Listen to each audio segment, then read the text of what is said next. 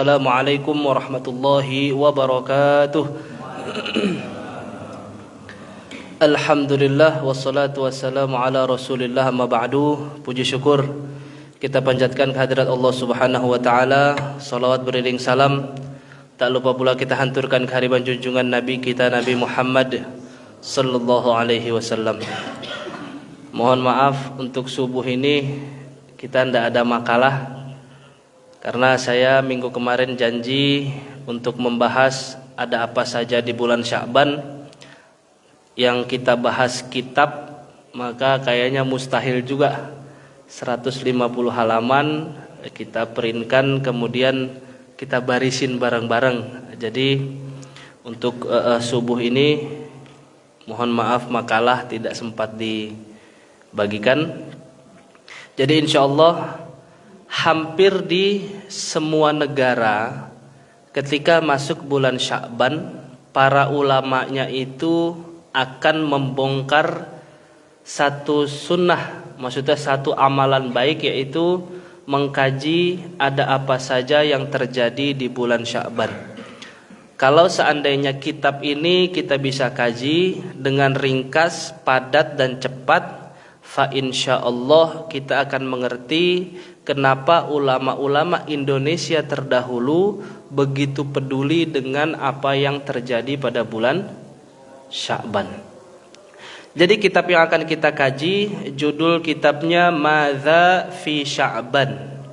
Kitab ini sekitar 150 halaman yang ditulis oleh Sayyid Muhammad bin Alwi bin Abbas al-Maliki al-Makki al-Hasani, salah satu ulama Makkah keturunan baginda Nabi Muhammad sallallahu alaihi wasallam. Dan murid-murid beliau banyak yang jadi ulama dan pimpinan pondok pesantren di Indonesia. Di kitab ini Sayyid Alawi al-Maliki banyak menjabarkan fakta sejarah apa saja yang terjadi pada bulan Sya'ban. Kemudian amalan apa saja yang bisa kita lakukan ketika datangnya bulan Sya'ban.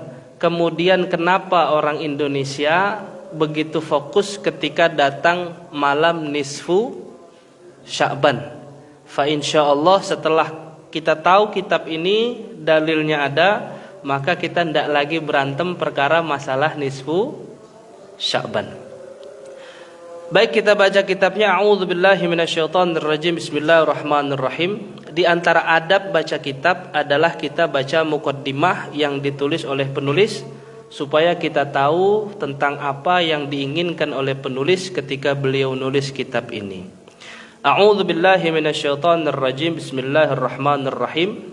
Amma ba'du fa inna syahra Sya'bana minal ashhuril karimati wal mawasimil azimah. Bulan Sya'ban itu termasuk salah satu bulan Allah yang dimuliakan oleh Allah Subhanahu wa taala. Wa huwa syahrun barakatuhu masyhurah. Dia adalah termasuk bulan yang berkahnya itu sudah banyak diketahui oleh orang. Artinya semua orang sudah tahu kalau bulan Sya'ban adalah bulan yang penuh berkah. Wa khairatuhu maufurah. Bulan Sya'ban juga termasuk bulan yang kebaikannya banyak sekali. Datangnya bulan Sya'ban artinya Allah ingin memberikan kepada kita kebaikan yang banyak. Kemudian wa taubatu fihi min a'zamil ghana'imis salihah. Kalau seandainya datang bulan Sya'ban, kita pergunakan bulan itu untuk banyak bertaubat kepada Allah Subhanahu wa taala, maka ini termasuk oleh-oleh yang luar biasa. Artinya bulan Sya'ban juga bisa dikatakan bulan yang bisa kita gunakan untuk taubat kepada Allah Subhanahu wa taala. Wa summiya Sya'bana. Kenapa bulan Sya'ban dinamakan Sya'ban? Summiya Sya'ban li'annahu yatasha'abu minhu khairun katsir. Kita tahu nih sekarang. Bulan Sya'ban disebutkan Sya'ban karena dari asal kata tasya'aba yatasha'abu. Yatasha'abu itu artinya tercakupi, terbungkus, dikelilingi, diisi, atau semuanya penuh full. Jadi bulan Sya'ban dinamakan Sya'ban karena di bulan ini terisi, terbungkus full. Di dalam bulan itu banyak sekali kebaikan yang Allah berikan kepada kita, terutama kepada kita umat Nabi Muhammad sallallahu alaihi wasallam. Kemudian judul pertama yang ditulis oleh Syekh Sayyid Alawi Al-Maliki adalah limadza wa madza fi syahri Sya'ban. Ada apa? Fakta sejarah yang terjadi pada bulan Sya'ban. Ini biar kita faham. Yang pertama, kejadian apa bulan Sya'ban? Yang pertama, tahwilul qiblah. Dulu sebelum umat muslim kiblatnya ke Ka'bah, kemana kita berkiblat, Pak? Ke Baitul Maqdis. Di mana itu? Aqsa. Jadi sebelum menghadap Ka'bah, Nabi Muhammad dan para sahabat sholat menghadap ke Baitul Maqdis.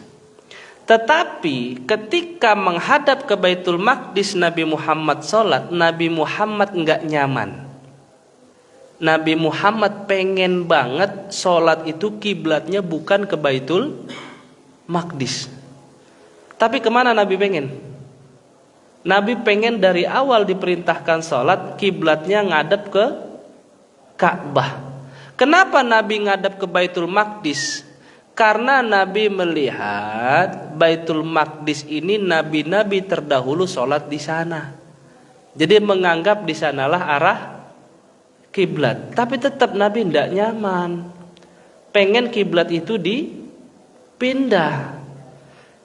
Selama 17 bulan 3 hari Nabi Muhammad sallallahu alaihi wasallam salat menghadap ke Baitul Maqdis. Sambil Nabi doa, ya Allah, saya pengen dipindahin kiblat itu jangan ke Baitul Maqdis tapi pindahin ke Ka'bah. Akhirnya dikabulkan oleh Allah, turunlah surat Al-Baqarah yang bunyinya juz 2, qad nara taqalluba wajhika fis samai falanuwalliyannaka qiblatan tardaha fawalli wajhaka syatral masjidil haram wa haitsu ma kuntum fawallu wujuhakum syatra.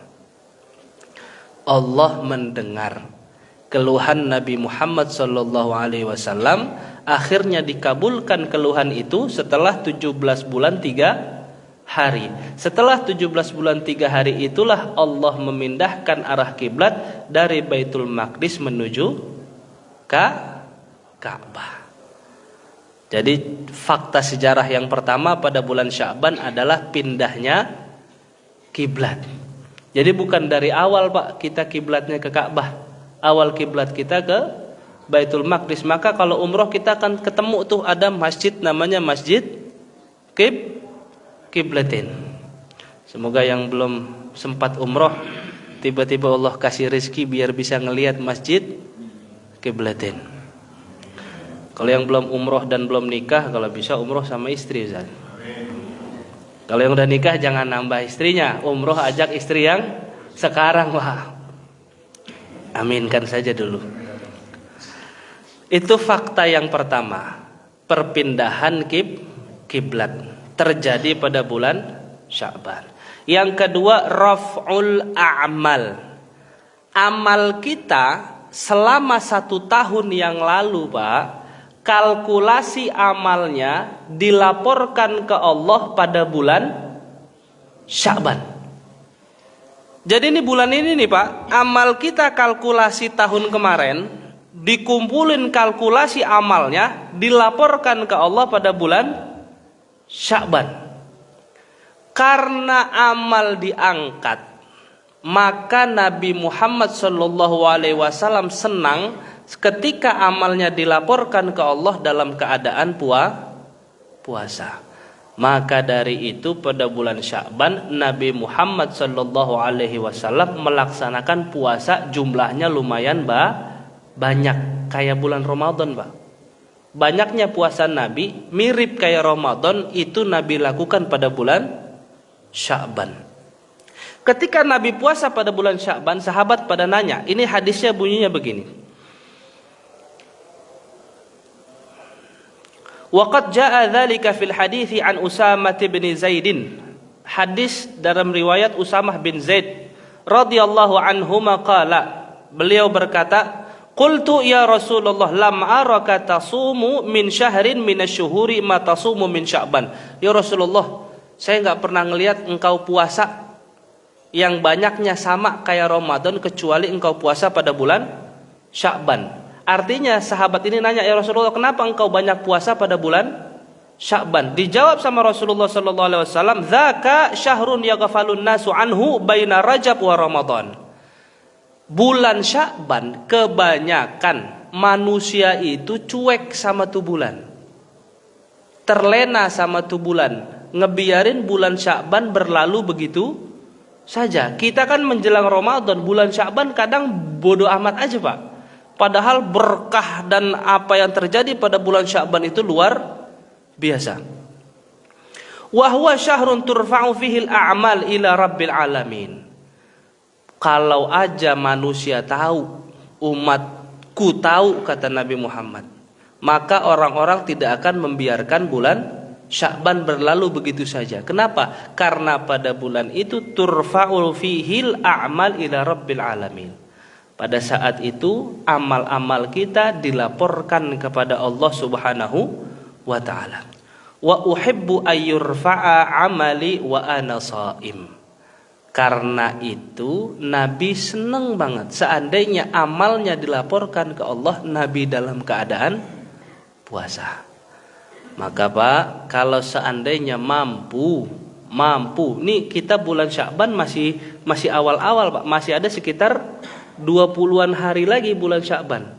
Jangan sampai kita terlambat. Minimal adalah 1, 2, 3 puasa kita bulan Sya'ban.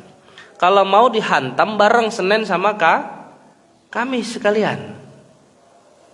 Supaya ketika amal kita diangkat oleh Allah, diangkatnya kita dalam keadaan puasa. Itu seperti kita melakukan sunnah Nabi Muhammad sallallahu alaihi wasallam.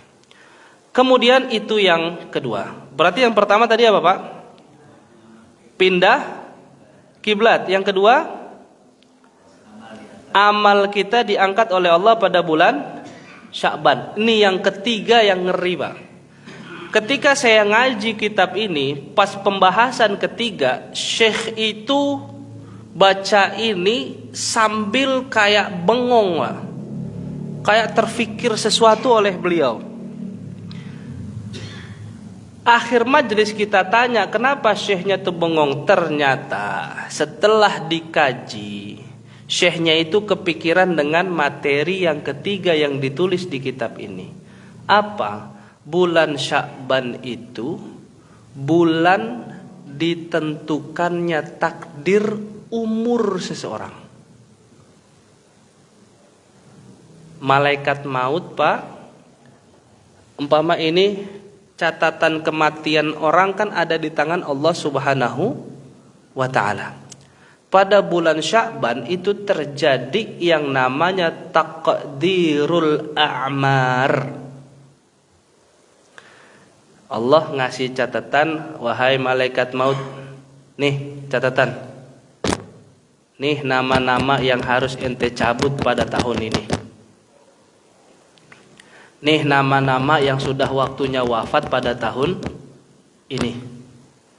Catatan nama itu diserahkan kepada malaikat maut terjadi pada bulan Sya'ban. Makanya jangan sampai kita termasuk orang yang terlena, khawatir. Ternyata pada bulan Sya'ban tahun ini nama kita yang masuk antrian dikunjungi oleh malaikat maut.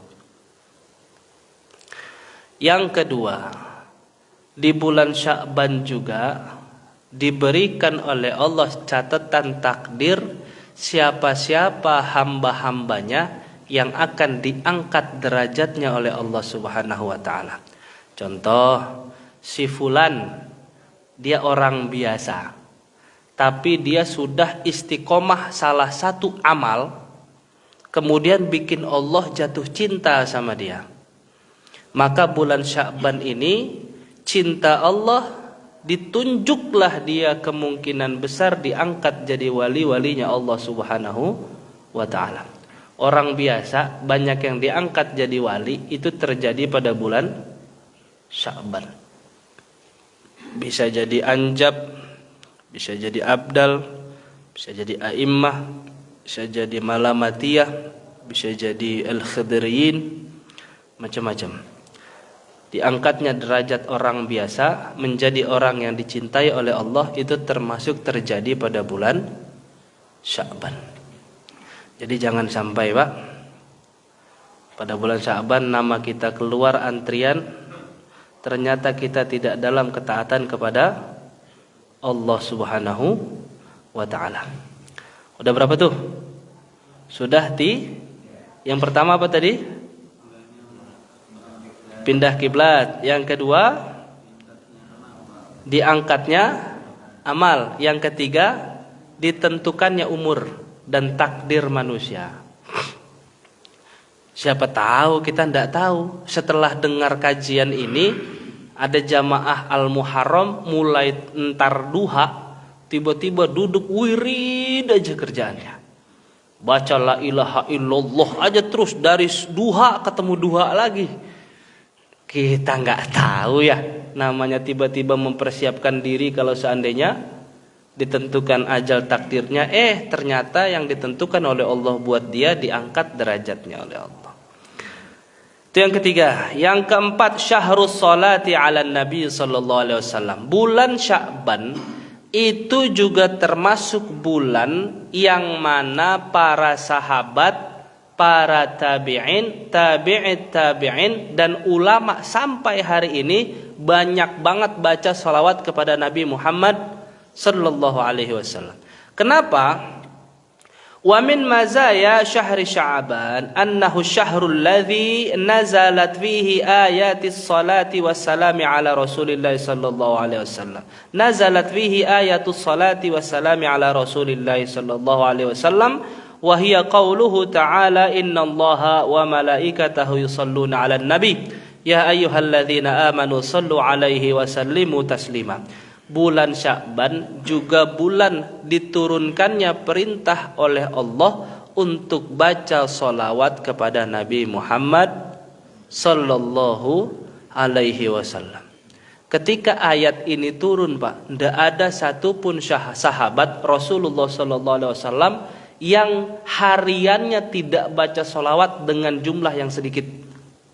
Jumlahnya banyak. Sahabat Rasul itu ketika datang perintah itu berlomba-lomba, semakin banyak dia kerjakan itu semakin senang hatinya. Semakin sedikit dia kerjakan itu semakin sedih hatinya. Jadi artinya bulan Sya'ban ini kalau kita mau ngikutin sunnah sahabat, sunnah tabi'in, sunnah tabi'it tabi'in, ulama-ulama salafun sholih yang dulu, maka pada bulan Sya'ban banyak-banyakin baca salawat kepada Nabi Muhammad sallallahu alaihi wasallam. Ada yang nanya, salawat apa yang dibaca? Bebas.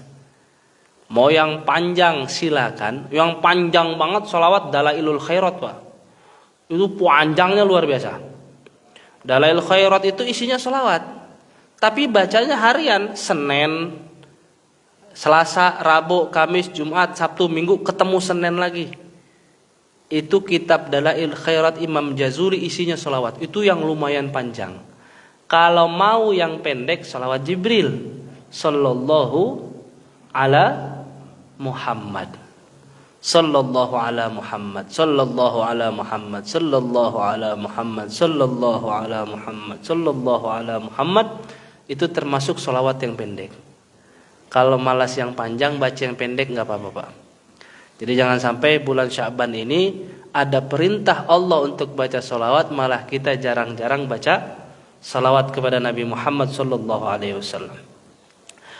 Kemudian tahwilul kiblah sudah, raf'ul a'mal sudah, taqdirul a'mar sudah, kemudian syahrus salati 'alan nabi sallallahu alaihi wasallam sudah. Berarti sudah 4 tuh. materi yang apa yang terjadi pada bulan Sya'ban. Selanjutnya kita langsung ringkas saja.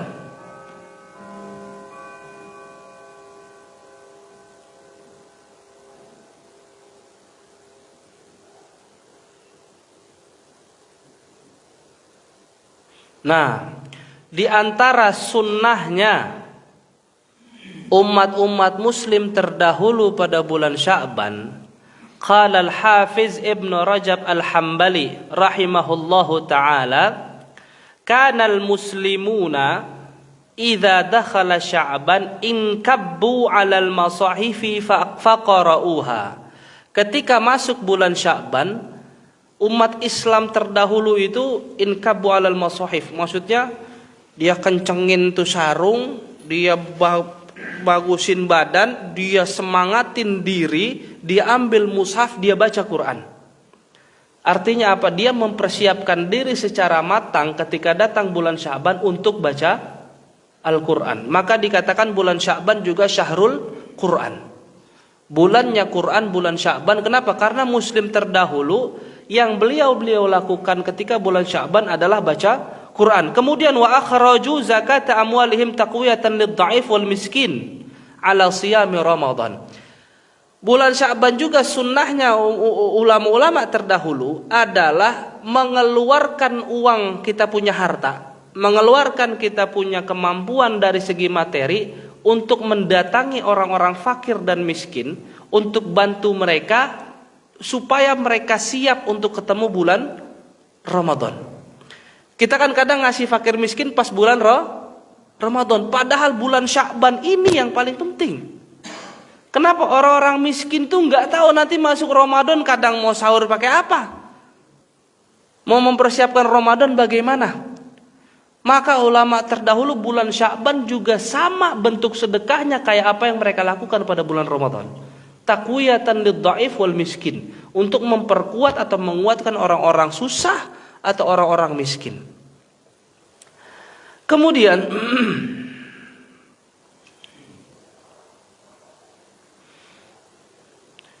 kita percepat saja, ringkas.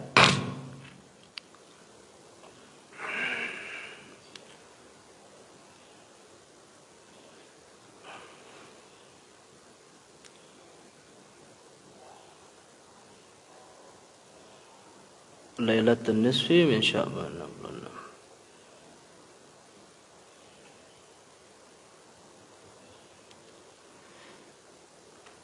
Lailatul Nisfi min Sya'ban. Di sini ditulis materi tentang malam nisfu Sya'ban. Akhrajat Tabarani wa Ibnu Hibban an Mu'adz bin Jabal radhiyallahu anhu 'anin Nabiy sallallahu alaihi wasallam yattali'u Allahu ila jami'i khalqihi lailatan nisfi min Sya'ban fayaghfiru li jami'i khalqihi illa li musyrikin aw musyahin. Orang Islam Indonesia, kenapa pada bulan nisfu Sya'ban, ketika hari nisfu Sya'ban, kadang bikin majlis, datang ke masjid berbondong-bondong, baca doa, baca istighfar, baca salawat kepada Nabi Muhammad sallallahu alaihi wasallam. Kenapa? Karena ada riwayatnya. Di sini dikatakan Allah itu memerintahkan para malaikat untuk apa? Untuk ngecek siapa orang-orang yang menghidupkan malam nisfu Sya'ban. Ketika dicek sama malaikat, maka Allah bilang sama malaikat, malaikat cek siapa umat Islam, umat Nabi Muhammad yang menghidupkan nisfu Sya'ban. Kalau ada di antara mereka yang minta ampun kepadaku, fayaghfiru li jami'i khalqihi, maka semua makhluk yang minta ampun kepadaku pada malam itu, maka akan aku ampunkan segala dosa-dosanya. Jadi tidak usah heran kalau seandainya umat Islam ini pada malam nisfu Sya'ban bondong-bondong ngumpul istighfar, doa, mohon ampun kepada Allah. Karena ada riwayatnya dari Mu'jam At-Tabarani, hadis riwayat Ibnu At-Tabarani. Kemudian Atani Jibrilu alaihi salam faqala. Ada dalam riwayat Imam Baihaqi dari hadis Sayyidah Aisyah radhiyallahu anha, Atani Jibril alaihi salam. Rasulullah bersabda, Jibril mendatangiku. Faqala hadhihi lailatun nisfi min Sya'ban. Wahai Muhammad, ini malam nisfu Sya'ban. Wallahi fiha utaqa'u minan nari bi'adadi syu'uri ghanami kalabin. Wala yanzurullahu fiha ila musyrikin wala ila musyahin wala ila qati'ir rahimin wala ila musbil wala ila aqin liwalidayhi wala ila mudamminin khamrin. Apa maksudnya? Wahai Muhammad, kata malaikat Jibril, kalau malam nisfu Sya'ban, malam itulah Allah Subhanahu wa taala akan menyelamatkan hamba-hambanya dari api neraka. Sekalipun dosa dia sebanyak bulu domba Bani Kalab. Bani Kalab itu salah satu kabilah yang bulu dombanya tebal luar biasa, berlapis-lapis tuh bulu domba. Kalau dihitung per bulunya itu banyak sekali. Ini kiasan yang Allah sampaikan lewat malaikat Jibril, sekalipun dosa hamba Allah sebanyak bulu domba Bani Kalab, maka kalau pada malam nisfu Sya'ban dia memohon ampun kepada Allah Subhanahu wa taala, maka akan diampunkan oleh Allah Subhanahu wa taala.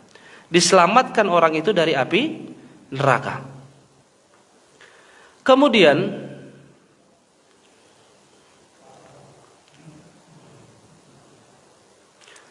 menghidupkan malam nisfu Sya'ban termasuk sunnah-sunnah Nabi terdahulu.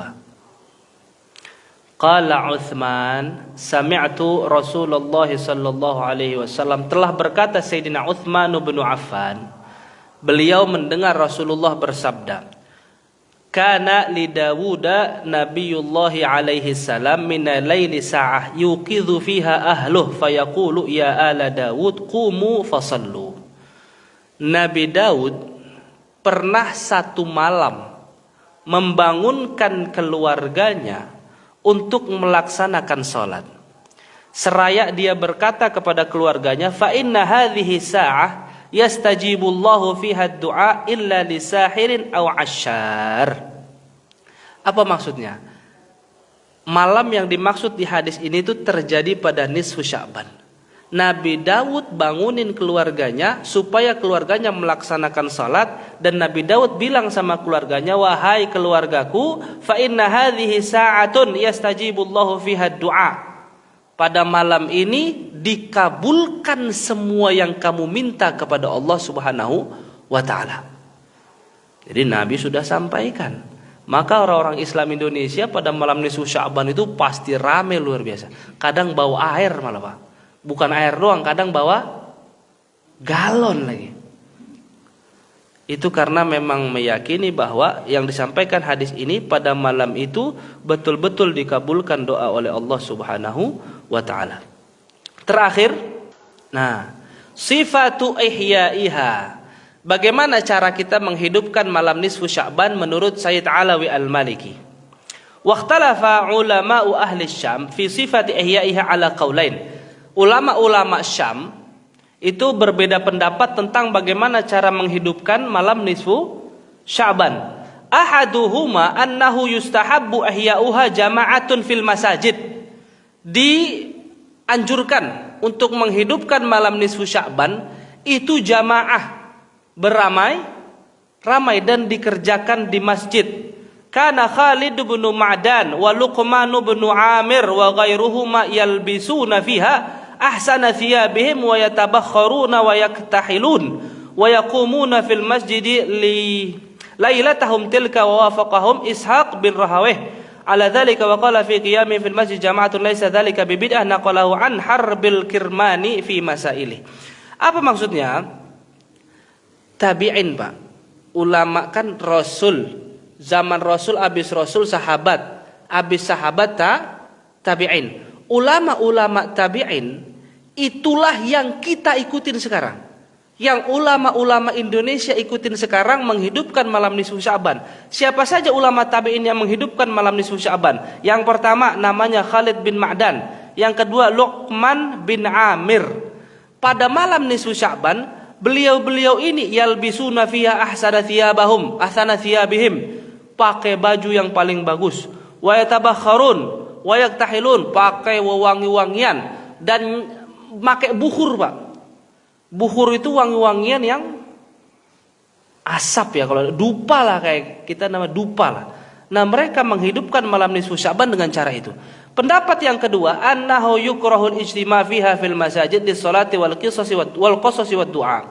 Wala yukrahu ay yusalli ar-rijal fiha li khasatin nafsi. Pendapat kedua tentang malam nisfu Sya'ban mengatakan bahwa makruh untuk merayakan atau menghidupkan malam nisfu Sya'ban. Jadi Bapak Ibu yang dirahmati oleh Allah Subhanahu wa taala, dalam perkara untuk menghidupkan malam nisfu Sya'ban ada dua pendapat. Yang pertama, silakan. Yang kedua, makruh, bukan haram. Kalau makruh masih boleh nggak dikerjain? Makruh masih boleh apa enggak? Masih boleh, Pak. Tapi ditinggalkan lebih baik. Baik Bapak Ibu yang dirahmati oleh Allah Subhanahu wa taala, secara garis besar 150 halaman ini sudah saya ringkas. Intinya adalah yang pertama, ini canggih juga, Pak. 150 halaman kita selesaikan dalam 30 menit, 40 menit.